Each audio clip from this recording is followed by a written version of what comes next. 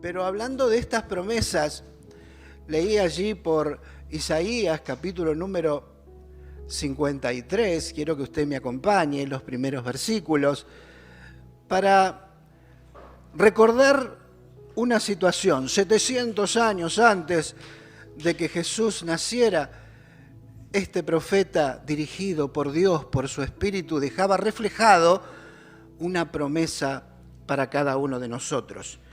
Dice Isaías capítulo número 53, vamos a leer el verso 3, dice: despreciado y desechado entre los hombres, varón de dolores, experimentado en quebranto, y como que escondimos de él el rostro, fue menospreciado y no lo estimamos. Ciertamente él llevó nuestras enfermedades y sufrió nuestros dolores, y nosotros le tuvimos por azotado, por herido de Dios y abatido. Y el verso 5 dice: mas él herido fue por nuestras rebeliones, molidos por nuestros pecados, el castigo de nuestra paz fue sobre él, y por su llaga fuimos nosotros curados.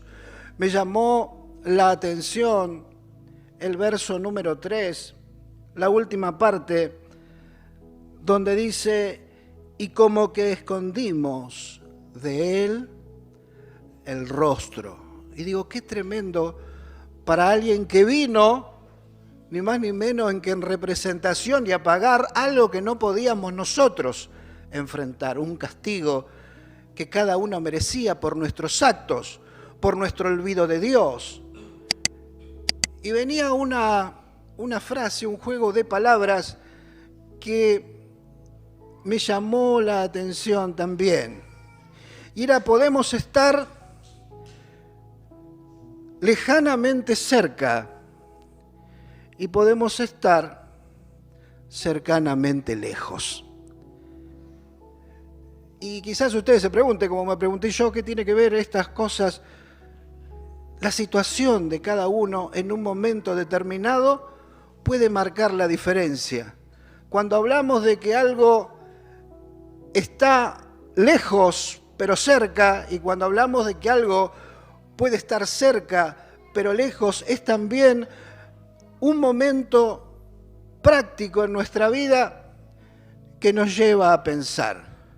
Había un hombre, y lo marca la palabra en los 4 evangelios, que fue Pedro, aquel que dijo que iba a morir por Jesús, que iba a dar su vida, que no iba a haber nada que se interponga en el amor que tenía para con este Salvador, su Dios.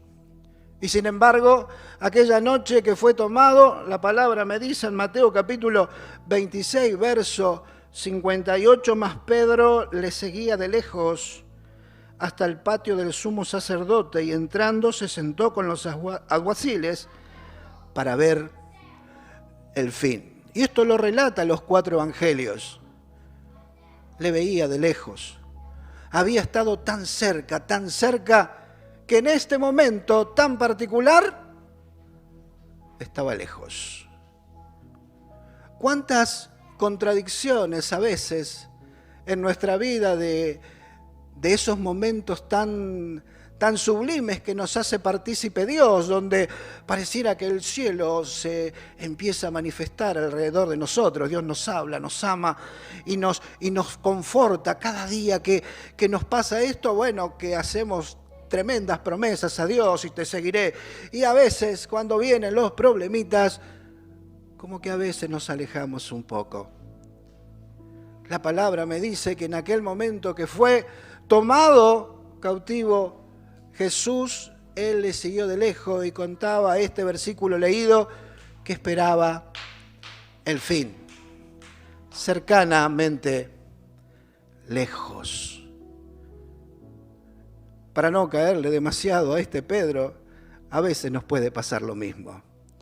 Pero en ese momento en el cual fue el juicio y fue aquel escarnio sobre nuestro Señor, no solo Pedro estaba lejos. Hacía 7 días nada más Jesús había sido vitoreado, y todos alababan y bendecían el nombre del Señor. Bendito el que viene en el nombre del Señor, el Hijo de David.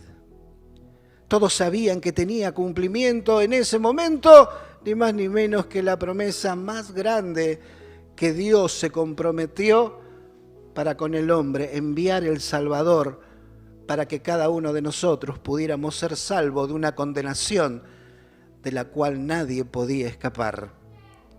Allí estaban, cercanamente lejos. Nadie había aparecido.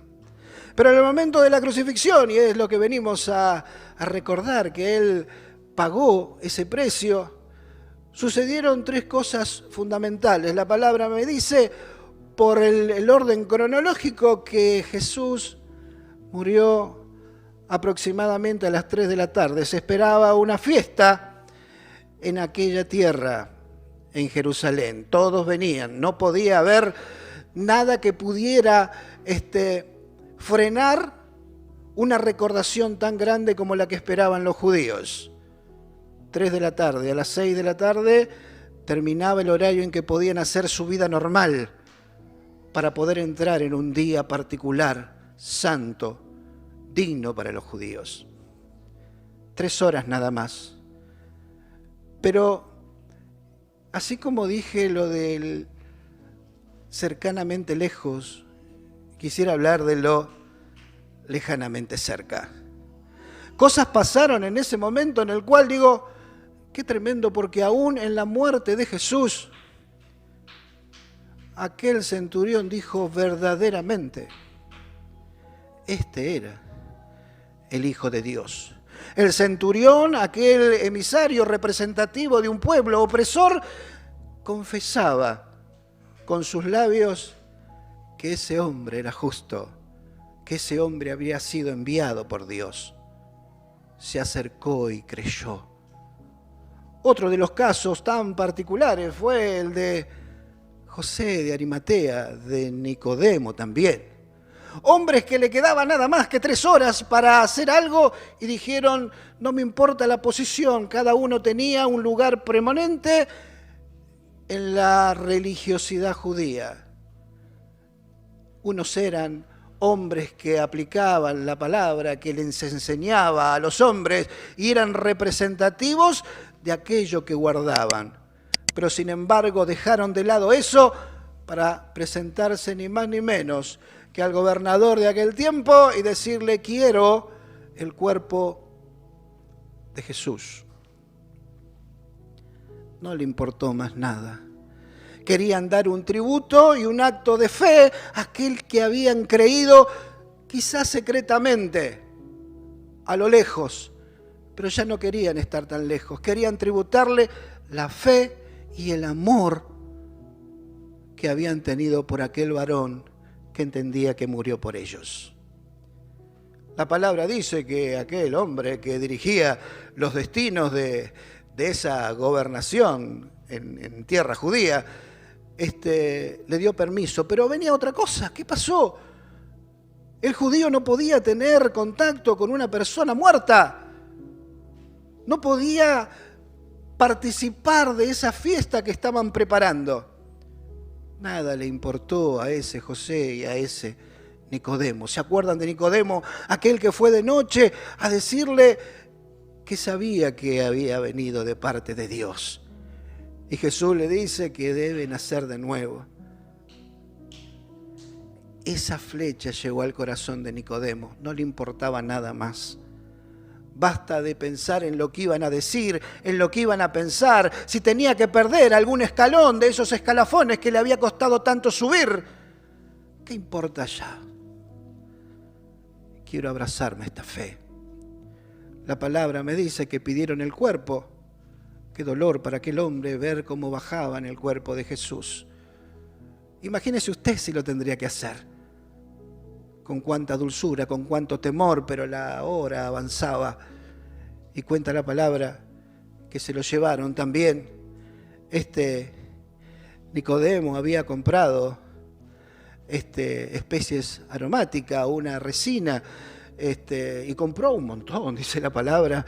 Algunos calculan que casi 45 kilos de eso, que era mucho, pero como no embalsamaban, tenían que hacer algo para de alguna manera impregnar el lugar donde iba a estar Jesús del mejor de los aromas.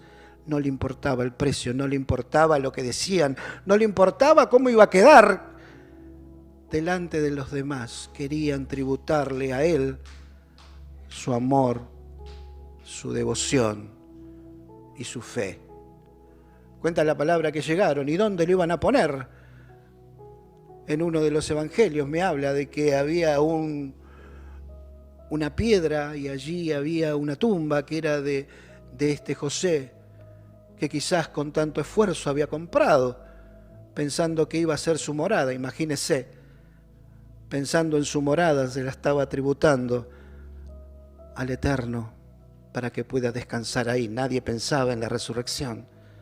Todos pensaban en tributarle en ese momento lo mejor que tenían. La palabra me dice que allí fue puesto. Entonces, ¿qué fue lo que cambió a estas personas? La actitud de aquel centurión, la actitud de ese Nicodemo y de ese José, sino que vieron que aquel que les había amado ya no iba a estar más con ellos. Pero hubo otro que también me llamó la atención. Jesús, aún con la muerte, siguió hablando y predicando. Aquel hombre clavado también al costado de Jesús en otra cruz, también le aceptó. También quiso tener esa fe. No la merecía por todos sus actos, pero tampoco nosotros la merecemos. Sin embargo, su fe hizo que pudiera estar lejanamente cerca. Solamente un acto de fe para poder estar compartiendo con Jesús en el cielo. De cierto te digo hoy, estarás conmigo en el paraíso.